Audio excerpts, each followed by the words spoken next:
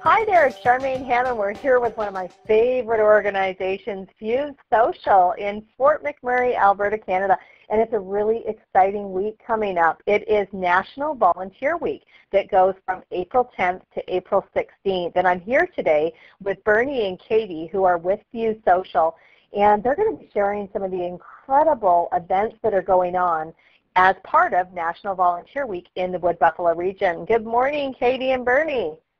Good morning. Good morning, Charmaine. So it's been a busy time for FuseSocial with all the exciting things going on preparing for National Volunteer Week. Tell us what's going on. Well, National Volunteer Week, first of all, is our opportunity to recognize the wonderful volunteers in our community and to say thank you. And one of our main purposes at FuseSocial is to encourage all social profits in the region to take the time to recognize their volunteers. So that's one of our main purposes. But we have two very special things coming up, and then Katie will tell you about another one. But on Tuesday, April 12th, we are hosting the Volunteer Managers Breakfast presented by Shell. And there we encourage all staff social profits who work with and manage volunteers to attend the breakfast so that we can recognize their efforts on behalf of the sector. And we're absolutely encouraging them to bring one or two of their key volunteers, again, so that we can recognize them and their contribution to this amazing community. Beautiful. And then, I love that. It's going to be an amazing event at the Unifor building, so much fun. Our next big event this week, we will be officially launching our wbvolunteers.ca website, sponsored by ConocoPhillips. We are so excited about this matching website. It operates like a dating site, if you will, and it's so much fun, where potential volunteers go on and they can post their resume, they can post their picture, but mostly they post their skills and the types of volunteer opportunities that they're looking for. And then conversely, organizations go on and post post opportunities that they are seeking volunteers for, whether it's in a big event that they have coming up or they're looking for highly skilled volunteers. They can post those with specific job descriptions and the opportunities and the dates and anything that they want volunteers to know about. And then through the magic of the website, these opportunities and the volunteers are matched together. It's very, very exciting. Yeah. That is so exciting. I've been on this platform, as you both know, and I love the website and how easy it is for volunteers to go on and put their profile up there, and it's equally as easy for organizations to go on and post their volunteer needs. I think this is just going to be amazing for volunteers. Yeah, and we've been doing a soft launch for this, but now we're ready to officially launch it, and we know it's just going to absolutely take off. So very excited about that. Yes, I can see that. Wonderful. And Katie, you've got something to share about another event yet that is going on. I sure do. It is the 5th annual Time Raiser on April 14th. So it's 5 years that we've had this Time Raiser event. And for 5 years, Suncor has been a presenting sponsor. And now this year, we also like to welcome Shell on board as a co-sponsor for this event. It's an exciting time because it being the 5th year, we've raised over 10,000 volunteer hours within our community. And this year, isn't that amazing? I know. Absolutely amazing. That's a huge number. So this year, we've purchased over $18,000 of art from 34 local artists. All this art is displayed at the McDonald Island Community Art Gallery, presented by the Kushner Family Corporation. And we're inviting everybody to come down on April 14th at 6:30, and you can bid on these beautiful art pieces. But instead of bidding money, you're going to bid volunteer hours. And you have 12 months as a win bidder to complete your volunteer hours, and then you receive your beautiful piece of artwork that you hang in your home as a reminder of your dedication and commitment to the community. During the event, we also, pardon? I was just going to say, well, I love that that this event features, first of all, I'm such a big champion for local artists and the work that they do. So what an interesting way to bridge art and raising people's time and volunteers. And I think that's just genius. No wonder it's been around for 5 years so far. Yeah, you totally leave your wallet at home. It's art paid with heart. So, and there's going to be 20 nonprofit organizations there as well that evening that will be able to showcase all their programs and what they offer the community, as well as highlight different events that they need volunteers for. So if you are a winning bidder, it gives you an opportunity to go in and meet with these organizations, learn more about them, and use your pledge volunteer hours with them.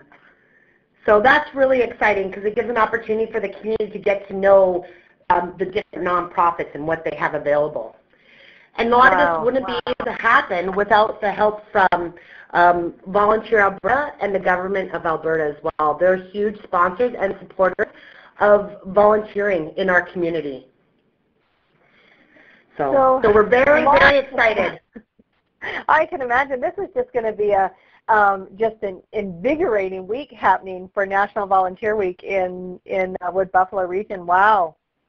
Yes, and we also encourage everybody to come down to the gallery all month long because we have the Time Raiser exhibit up from April 4th to April 29th, so you can come and enjoy all this wonderful local art.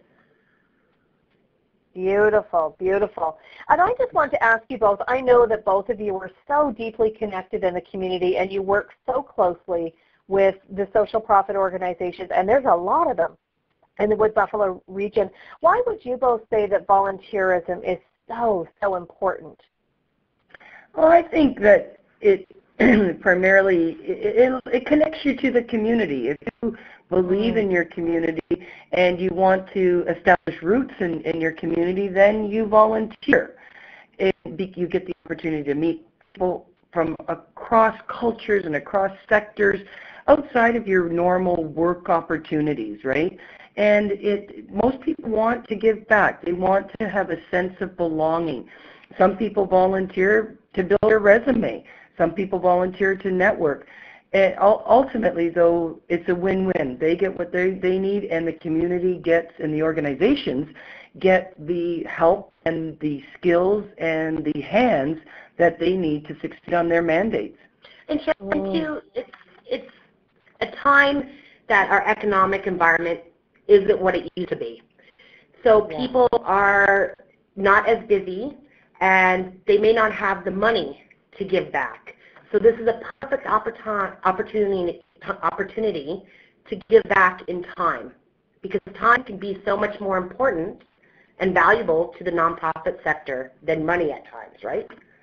Absolutely. I mean, so many organizations that I know, you know, they're really stretched in terms of lots of responsibility and service demands to meet in the community, and the volunteers help make that happen. It helps the events that they host be successful. It helps them provide services, and so I love that we take a week out of every year to recognize, and as you said, Bernie, to say thank you to these volunteers that are playing such an important role in social organizations, but also in the community as a whole.